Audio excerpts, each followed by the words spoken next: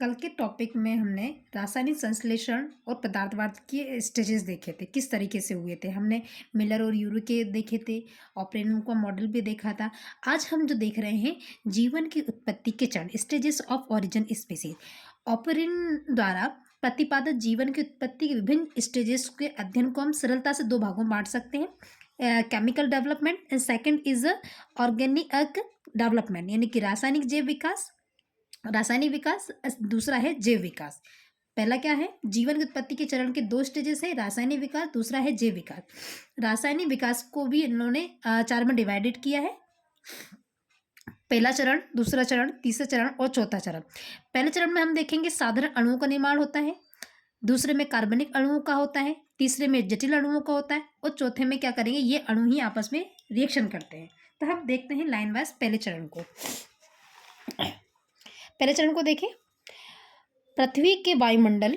जब पृथ्वी के वायुमंडल में क्या क्या उपस्थित था, पृथ्वी के वायुमंडल में हाइड्रोजन, ऑक्सीजन, कार्बन और नाइट्रोजन जैसे क्या थे, हल्के परमाणु थे और इनने आपस में संयोग से क्या बनाया, जल बनाया, अमोनिया बनाया और मीथेन जैसे साधारण यौगिकों का निर्माण करा।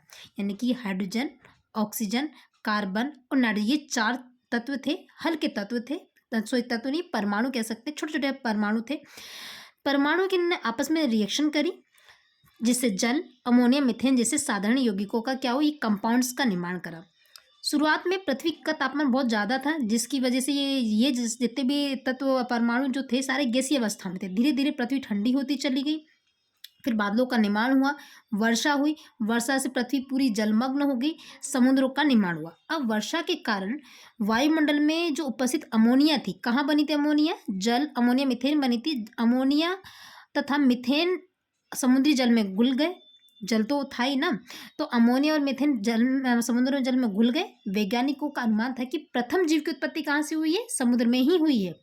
तो ये पहले पहले वाले तत्व, सरल तत्व बने ना। हमने पहले चरण में क्या पढ़ा, साधारण अणुओं का निर्माण। तो ये साधारण अणु बने, कौन से साधारण अणु बने, अमोनिया, मीथेन और जल, ये तीन बने थे। अमोनिया मीथेन जब गैसीय अवस्था में थे, बारिश हुई तो ये समुद्र में आ गए। अब सेकेंड चरण में क्या हो रहा है, ये जो सरल अणु बने थे, सरल साधारण अणु जो बने थे, ये क्या कर रहे हैं, जैसे कि मीथेन के साथ दूसरे यौगिकों के संयोग से क्या बना, न्यूक्लियोटाइड्स बने। सेकेंड चरण में देख रहे हैं मीथेन सरल है, इसने अन्य से रिएक्शन करी, न्यूक्लियोटाइड और अन्य कार्बनिक यौगिकों का निर्माण हुआ।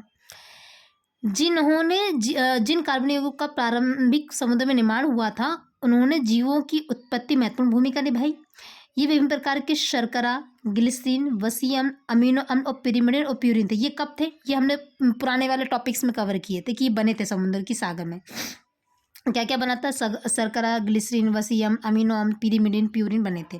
अब क्या हुआ कि सूर्य और आकाश में जो बिजली चमकती है उससे ऊर्जा लेकर आपस में इन सभी ने क्या करी, रिएक्शन करी, जिसके परिणाम स्वरूप अमोनिया और अन्य कार्बनिक यौगिकों का भी निर्माण हुआ। यानी कि और यौगिक बन गए, कार्बनिक, ये सारे कार्बनिक ही बन रहे हैं। अब तीसरे चरण में देखते हैं, तीसरा चरण में क्या हो रहा है कि तीसरे चरण में विभिन्न अनुपात में शर्करा के अणु, शर्करा यहाँ बनी थी जो सागर में बनी थी, और ठीक है शर्करा बनी, यहाँ पर भी आपने देखा होगा। विभिन्न अनुपात में अलग अलग देशों में शर्करा के अणु के परस्पर संयोजन से पॉलीसेकेराइड के अणु बने। क्या बने, पॉलीसेकेराइड के अणु बने। और पॉलीसेकेराइड के अणु कौन से थे, स्टार्च, सेलुलोज, ग्लाइकोजन आदि। आपको ही पता है कि ये सभी कोशिका भित्ति बनाने में भी कार्य करते हैं और हमें ऊर्जा देने में भी काम करते हैं। इनका निर्माण जीवन की उत्पत्ति विकास में एक आवश्यक चरण था। ये इनका बनना बहुत जरूरी था, क्योंकि ये जीवन की उत्पत्ति में, हमारे विकास में ये भूमिका निभाने वाले थे।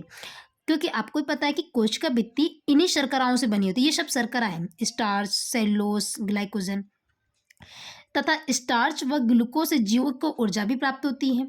अब अन्य रासायनिक क्रियाओं में देखें, ग्लिसरीन जो कहाँ बने थे, सागर में बने थे। पिछले वाले टॉपिक हमने कब देखा था, रासायनिक क्रियाओं से ग्लिसरीन व वसीय अम्लों ने आपस में क्या करी, रिएक्शन करी, जिससे क्या बना, वसा का निर्माण हुआ। इसी प्रकार जो अमीनो अम्ल थे, जो सरल अणु थे, हमने पढ़ा है ना, अमीनो अम्ल बने थे। अमीनो अम्ल से प्रोटीन का, किससे, अमीनो अम्ल से याद रखना, जब भी प्रोटीन बनता है तो प्रोटीन बनते हैं अमीनो अम्ल से। और जीवन की उत्पत्ति में जिसकी बहुत भूमिका होती है, किसकी? प्रोटीन की बहुत योगदान होता है। हमारे बॉडी में प्रोटीन चाहिए तभी विकास होता है, डेवलपमेंट होती है, वृद्धि होती है। तो प्रोटीन के अणु रासायनिक संरचना की दृष्टि से सबसे बड़े अणु माने जाते हैं। रासायनिक संरचना की दृष्टि से कैसे माने जाते हैं? सबसे बड़े अणु माने जाते हैं, क्योंकि कुछ प्रोटीन तो ऐसे होते हैं जिसमें 1 लाख से अधिक अमीनो अम्ल होते हैं। आपको पता है कि प्रोटीन बने किससे हैं? प्रोटीन बने हैं अमोनिया से, सॉरी अमीनो अम्ल से बने हुए। तो 1 लाख से अधिक भी अमीनो अम्ल हो जाते हैं प्रोटीन में। अब हम चौथा चरण देख रहे हैं। चौथे चरण में देख रहे हैं कि मीथेन कब बना? ये मीथेन बना था पहले चरण में। कब? अमोनिया तथा मीथेन बना था। वायुमंडल में थे ये गैसीय अवस्था में, बारिश हुई तो समुद्र में मिल गए। मीथेन, अमोनिया और जल कब बने थे? फर्स्ट स्टेज में। कि अणुओं की क्रियाशीलता के कारण इनने रिएक्शन करी। क्रियाशीलता के कारण क्या बना? प्यूरिन। नाम याद रखना है, प्यूरिन, पिरिमिडिन। प्यूरिन और पिरिमिडिन कब? जब मीथेन, अमोनिया और जल के अणुओं की क्रियाशीलता के कारण क्या बना? प्यूरिन, पिरिमिडिन का निर्माण हुआ। इनमें से कुछ का रासायनिक संयोजन इन तीनों में से, यानी कि कौन कौन से? प्यूरिन, पिरिमिडिन, इनमें से कुछ का रासायनिक संयोजन शर्करा और फास्फोरस के साथ हुआ। किसी ने शर्करा जोड़ लिया, पिरिमिडिन ने फास्फोरस जोड़ा, मतलब आपस में किसी से भी हुआ, जिसके वजह से प्यूरिन शर्करा फॉस्फेट बना। अब प्यूरिन ने बोला कि हम दोनों से रिएक्शन कर लेंगे, तो प्यूरिन ने शर्करा फॉस्फेट दोनों से रिएक्शन कर ली, तो बन गया प्यूरिन शर्करा फॉस्फेट। पिरिमिडिन न्यूक्लियोटाइड का निर्माण करती है, और न्यूक्लियोटाइड आपको भी पता है कि किससे बना था? मीथेन से बना था। तो पिरिमिडिन न्यूक्लियोटाइड का निर्माण हुआ। प्यूरिन शर्करा फॉस्फेट और पिरिमिडिन न्यूक्लियोटाइड का निर्माण हुआ। सैकड़ों हजारों न्यूक्लियोटाइड्स के रासायनिक संयोजन से, मतलब बहुत सारे, मतलब पॉलीमर्स, मोनोमर्स, सब ने आपस में रिएक्शन करके बहुत ही जटिल अणु बनाया, जिसे बोलते हैं न्यूक्लिक अम्ल। क्या बोलते हैं? न्यूक्लिक एसिड, न्यूक्लिक अम्ल। ये जटिल अणु है। समुद्र के जल में न्यूक्लिक अम्ल, अब ये कहाँ बन रहा है? ये सब रिएक्शन कहाँ हो रही है? समुद्र के जल में हो रही है। समुद्र के जल में न्यूक्लिक अम्लों का निर्माण जीवन की उत्पत्ति के दिशा में एक महत्वपूर्ण घटना थी। अब यहाँ बना है न्यूक्लियोटाइड। दिख रहे? 4 चरण में। पॉलीसेक्राइड, कहाँ पॉलीसेक्राइड? आपको भी पता पॉलीसेक्राइड कहाँ था? शर्करा ने आपस में रिएक्शन करी थी, तब पॉलीसेक्राइड बना था। पॉलीसेक्राइड और वसा, आपको भी पता है वसा कब बना था? जब वसीय अम्ल और ग्लिसरॉल ने आपस में रिएक्शन करी थी, तब बना था वसा। प्रोटीन कब बना था? जब बहुत सारे अमीनो अम्ल रिएक्शन करते हैं, तब हमने प्रोटीन को देखा था। न्यूक्लिक अम्ल, अब न्यूक्लिक अम्ल ये रहा। किसने? प्यूरिन, पिरिमिडिन ने फॉस्फेट शर्करा से रिएक्शन करी, तो क्या बनाया? न्यूक्लिक अम्ल में परस्पर रासायनिक क्रियाएं होती रहीं और न्यूक्लिक अम्ल का निर्माण होता रहा। ये आपस में करते रहे, बहुत सारे न्यूक्लिक अम्ल बनते रहे। इससे न्यूक्लिक प्रोटीन समुद्र के कार्बनिक और अकार्बनिक पदार्थों से ठीक अपने समान अणुओं का निर्माण कर सकते थे। अर्थात इसमें सेल्फ रिप्लिकेशन था की क्षमता थी। किसके अंदर? प्रोटीन, न्यूक्लियर प्रोटीन के अंदर। समुद्र में कार्बनिक पदार्थों की कमी होने से अब क्या होने, ये सब अकार्बनिक भी बनाने लग गए, जिससे क्या हुआ? समुद्र में कार्बनिक पदार्थों की कमी होने से भौतिक व रासायनिक परिवर्तनों के कारण न्यूक्लियर प्रोटीन के संगठन में कुछ परिवर्तन हुआ। अब क्या हुआ? अब एक जैसे तो सब बनता नहीं रहेगा, कुछ रिएक्शन हो गई हैं, अब स्थिति भी बदल गई है। अब फिजिकल और केमिकल रिएक्शन में भी परिवर्तन आने लग गए, के कारण न्यूक्लियर प्रोटीन के संगठन में भी परिवर्तन हुए।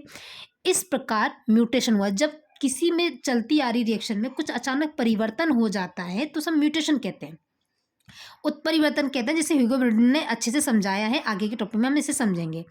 उत्परिवर्तन द्वारा नए न्यूक्लियर प्रोटीन्स का निर्माण हो। अब ये जो नए न्यूक्लियर प्रोटीन्स हैं, पुराने वाले न्यूक्लियर प्रोटीन से बिल्कुल अलग रहेंगे, क्योंकि इनमें बहुत सारी प्रॉपर्टीज चेंज हो जाएंगी।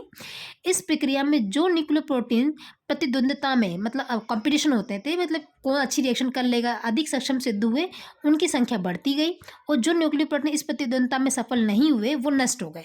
ये सेम वैसा ही है जैसे कि अरस्तु, डार्विन और लेमार्क, इन लोगों ने कई प्रयोग करा था कि जिस चीज़ का हम ज़्यादा इस्तेमाल करते हैं वो ज़्यादा सफल हो जाती है, वही चीज़ आगे चलती है। इसी तरीके से ये था कि न्यूक्लियर प्रोटीन्स भी रिएक्शंस कर रहे थे, आपस में प्रतिद्वंद्विता कर रहे थे, तो जो सफल हो गए वो प्रोटीन आगे चले, और जो नहीं वो वहीं नष्ट हो गए। आगे के टॉपिक में हम और कवर करना चाहते हैं जैव विकास को भी आज ही हम कर लेते हैं। ऑर्गेनिक डेवलपमेंट क्या है? ऑर्गेनिक डेवलपमेंट, ताकि हम कल थोड़ा सा ही रहे। कल हम पूरा कंप्लीट कर लेंगे इस चैप्टर को। तीन तीन टॉप पार्ट में हो गया है, चौथे पार्ट में हम पूरा कंप्लीट कर लेंगे। आज हम और देख लेते हैं जैव विकास, ऑर्गेनिक डेवलपमेंट। यहाँ तक आ गए हमने रासायनिक तत्वों, कंपाउंड, मोलिमर, प्रोटीन, न्यूक्लियोटाइड, जो हमें जरूरत चाहिए हमारे बनने के लिए, हमने सबको देखा। अब हम कोशिका का, जो जीवन की भौतिक इकाई है ना, और सबसे छोटी इकाई, कोशिका का आधार, ये सब क्या है, कोशिका का निर्माण अब हम देख रहे हैं। उत्परिवर्तन हुआ यानी म्यूटेशन हुआ। उत्परिवर्तन के कारण जो नए प्रोटीन उत्पन्न हुए, नए बने, सेल्फ रिप्लिकेशन का गुण होता है इनमें, वे अत्यधिक कैसे थे, चिपचिपे थे, विस्कस थे, इसलिए वे समूहों का निर्माण करने लगे, वो चिपकने लग गए आपस में, तो क्या बनाने लग गए, समूह का निर्माण करने लगे। अनेक न्यूक्लियो प्रोटीन के समूह जल, खनिज लवण तथा कार्बोहाइड्रेट आदि पौष्टिक पदार्थों की बूंद संरचना रचनाओं के आवरण में घिर गए। ये सब एक ग्रुप में हो गए। ये कोशिका निर्माण का पहला, अभी कोशिका बनी नहीं है, हम कोशिका बना कैसे बनती है वो देख रहे हैं। क्या हुआ, कोशिका कैसे बनी, पहले देखते हैं। देखो, नए प्रोटीन बने, थोड़े थोड़े चिपचिपे थे, इन्होंने आपस में समूह बनाया, अनेक न्यूक्लियोटाइडों के समूह बने, जल, खनिज लवण तथा कार्बोहाइड्रेट आदि जो पौष्टिक पदार्थ हैं, एक बूंद जैसी, जैसे बूंद नहीं टपकती है, बिल्कुल बूंद जैसी संरचना के कम में घिर गए ये सभी, और एक कोशिका निर्माण का पहला चरण स्टार्ट हुआ। अभी कोशिका बनेगी, देखते हैं कैसे बनती है। कोशिका निर्माण के इस मत से वैज्ञानिकों का एक वर्ग सहमत नहीं था। उनका कहना था नहीं, ऐसे नहीं बनता है। जिनका मानना था कि न्यूक्लियर प्रोटीन अत्यंत जटिल पदार्थ है, जिनका निर्माण केवल जीवित कोशिका में ही हो सकता है। इस कारण ये कहना कि न्यूक्लियर प्रोटीन पहले बने और बाद में कोशिका का निर्माण हुआ, तो ये अतार्किक, ये लॉजिकल नहीं है कि भाई ये तो जीवित कोशिका में बनते हैं, वहाँ जीवित कोशिका तो है ही नहीं, तो ये अतार्किक था, ये लॉजिकल ही नहीं था। ऐसा अनुमान है कि इस प्रकार की कोशिका का निर्माण लगभग 3 अरब वर्ष पूर्व हुआ। ये जो देख रहे हैं कि 3 अरब वर्ष पूर्व हुआ। दक्षिण अफ्रीका, दिख रहा है आपको, चले देखिए,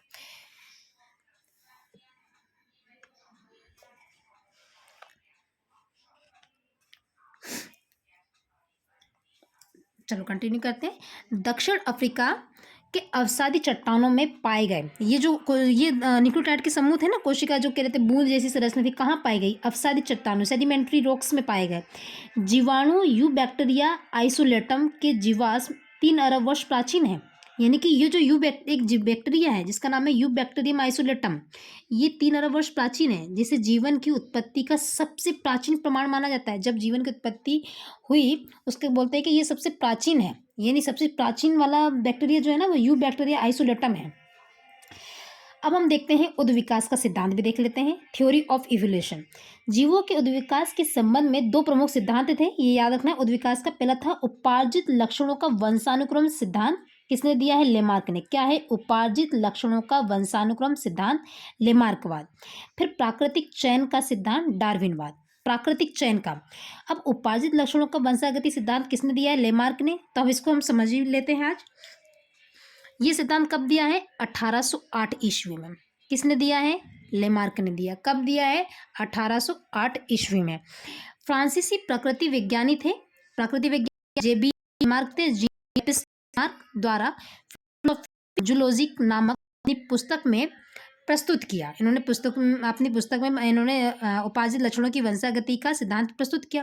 क्या कहता है ये सिद्धांत, इस सिद्धांत के अनुसार वातावरण में होने वाले परिवर्तनों का जीवों की शारीरिक संरचना एवं व्यवहार में प्रभाव पड़ता है। यानी कि आपने देखा होगा कि एनवायरनमेंट अच्छा होना चाहिए, क्योंकि ये हमारे शरीर पर व्यवहार डालता है। तो इनका भी ये कहना था कि ये पूरी संरचना पर प्रभाव डालता है, हमारे व्यवहार पर प्रभाव डालता है। वातावरण में होने वाले जितने परिवर्तन होते हैं, जीवों की शारीरिक संरचना व्यवहार में प्रभाव डालता है।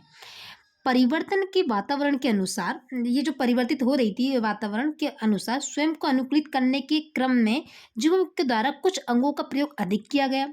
जैसे कि मान लो आप ही समझ लीजिए, कुछ कार्य कर रहे हैं तो हम एक हाथ को ज़्यादा यूज़ कर रहे हैं। कुछ ठंड लगे तो हम हाथ को ऐसे सिकोड़ के बैठ जाते हैं, पैर को, तो मान लो ज़्यादा ठंड तो ऐसे ही बैठे रहेंगे, तो वो आने वाली जनरेशन इसी तरीके की होगी।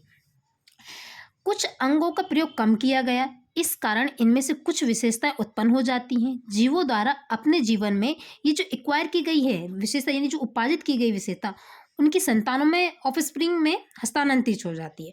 मान लो ये मेरे दोनों हाथ है, आपके भी होंगे, कि दोनों हाथ में से हम राइट हैंड से ज़्यादा वर्क करते हैं और यही हमारी संतानों में चला जाता है। क्यों ये रहा है? अगर मान लीजिए आप लेफ्ट हैंड से भी आज कार्य करते हैं तो कंटिन्यू करते रहें, आपके जबरदस्ती करें तो कई पीढ़ियां गुजर जाएंगी, आपके आने वाली पूर्वज यानी कि आने वाली वंशागम में दोनों हाथों से कार्य करना स्टार्ट कर देंगे। तो ये बहुत सालों के बाद प्रक्रिया होती है और जो एक्वायर कर ली जाती हैं उसे हम बोलते हैं उपार्जित लक्षण। तो इसीलिए उपार्जित लक्षणों की वंशागति मतलब वंश के अनुसार बहुत वंश के बाद ये संतानों में आ जाती है विशेषता, इसे बोलते हैं उपार्जित लक्षणों की वंशागति।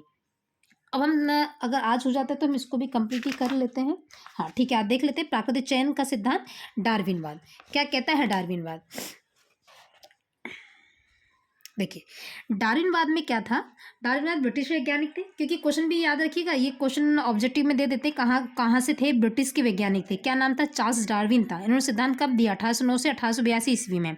पुस्तक का नाम क्या था, the origin of species. The origin of species में इन्होंने विकास का सिद्धांत दिया, थ्योरी ऑफ इवोल्यूशन का प्रतिपादन किया।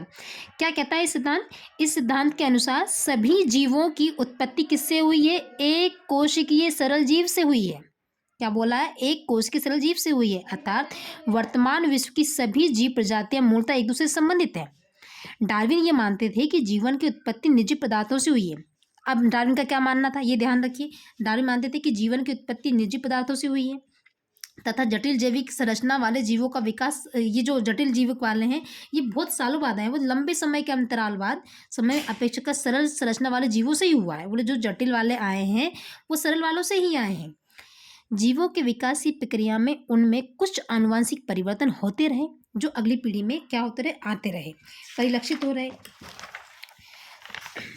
आगे देखते हैं इस प्रक्रिया में ये जो डार्विनवाद था को उत्परिवर्तन का, इसे क्या कहा इन्होंने, म्यूटेशन कहा। क्या कहा इन्होंने, म्यूटेशन का। दिख रहे हैं, हाँ। ऐसे परिवर्तन जो जीवों की प्रकृति के अनुकूल बनाने में सहायक होते हैं, ऐसे परिवर्तन जो जीवों को प्रकृति के अनुकूल बनाने में सहायक होते हैं वे अगली पीढ़ी में स्थानांतरित होते रहते हैं। शेष परिवर्तन क्या हो जाते हैं, समाप्त हो जाते हैं।